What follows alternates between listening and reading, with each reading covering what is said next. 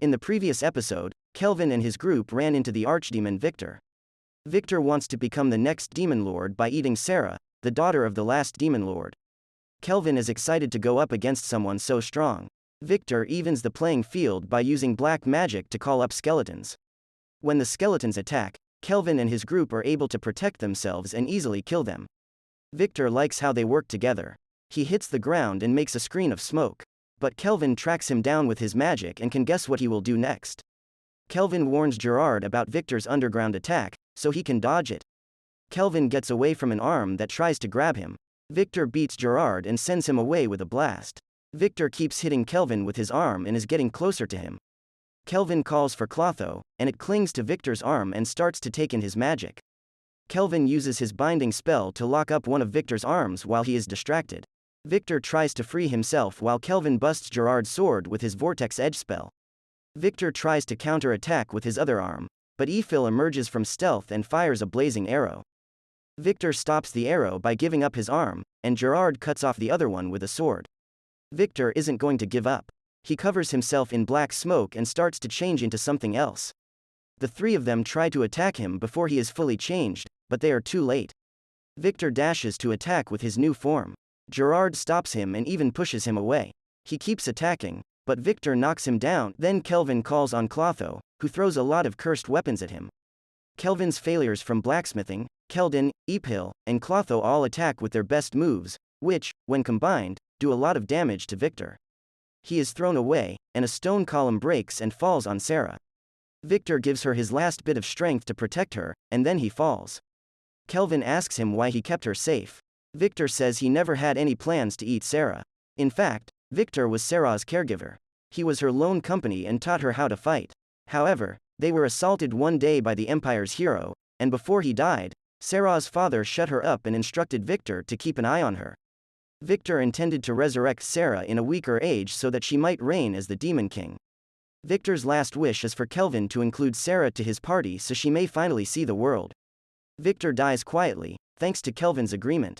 Kelvin breaches her seal at the danger of becoming the next Demon King. Sarah wakes up, realizes what's going on, and cries out for Victor. Kelvin tells the other adventurers about his success and says that Sarah was one of Victor's victims. She can hide her wings and horns with her magic hairband. Gerard changes into an S-ranked monster called an Abyssal Knight Commander, which gives him a huge boost to all of his stats. Sarah is worried about joining the team, but Kelvin tells her that no one will find out that she is the daughter of the Demon Lord because of his S-rank concealment skill. The group heads back to town, and Sarah is amazed and excited by everything she sees. She's never been with anyone else, and this is her first time in a town. Later, Kelvin checks in with Leo at the guild. Because he beat Victor, Leo promotes him to a rank. When he gets back to the inn, a surprise party is waiting for him to celebrate his new job. Everyone gets drunk and passes out after a crazy night. Outside, Sarah is sad because Victor was her only friend as a child.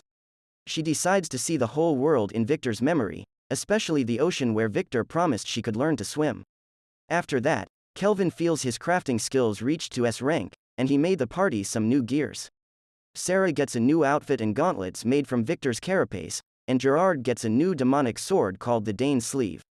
Kelvin is tired from making so many things, so Ephil offers to cook him some food. He wants rice, but Ephil has no idea what that is.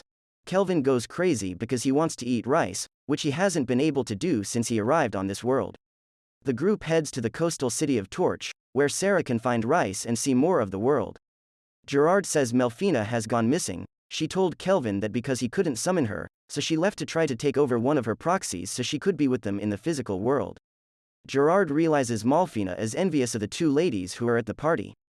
Along the way, a woman stops their carriage, and a group of thieves shows up. They say that they are the notorious Black Wind Gang. Kelvin checks their stats and sees that they are only around level 30, so he tells Sarah to deal with them and tells her not to use her new gauntlets. Sarah throws a thief, and she is surprised by how weak he is. One of the robbers tries to hit Sarah with his huge hammer, but Sarah easily stops him and pushes him away. Sarah ties them all up, but one of the women talks about how their boss is level 70, which makes Kelvin curious, so he questions her. When they get to Torch, Sarah is amazed to see the ocean. She promised Victor that she would learn to swim, so Kelvin agrees to teach her, but first they have to go to the guild. Kelvin meets Mist, the guild master of Torridge in the Bandits. She used to go to parties with Leo, and heard stories from Leo about Kelvin. Kelvin informs Mist that the boss of Black Wind is actually the champion of Trison named Kristoff. He pretended to destroy the gang, but instead took over it from the shadows and is involved with illegal slave trading. Kristoff is in town, but they can't accuse him without solid proof. Kelvin is actually not too interested because Kristoff is only level 70 and poses no challenge. Somehow, Kelvin detects the presence of the Empire's heroes and suggests that they can handle the bandits.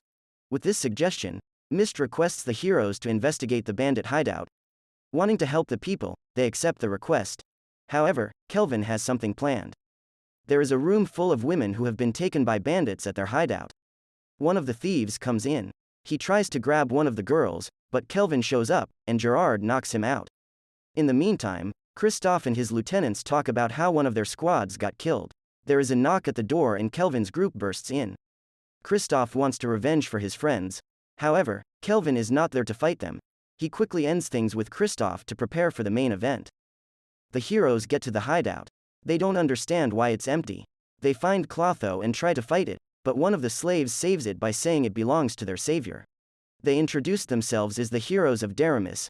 Upon hearing this, all the slaves are relieved. One of the heroes is also a summoner and is able to talk to Clotho. He tells her he was left to protect the slaves. One of the slaves urged the heroes to help Calvin with the bandits. The heroes rush on ahead and find the defeated Kristoff and his lieutenants on the floor, thinking that they were the adventurers who had saved the slaves. The heroes find Kelvin and his team pretending to be the true leaders of Black Wind. That's the video for today. Remember to click like and subscribe. Thank you for watching, and I hope to see you soon.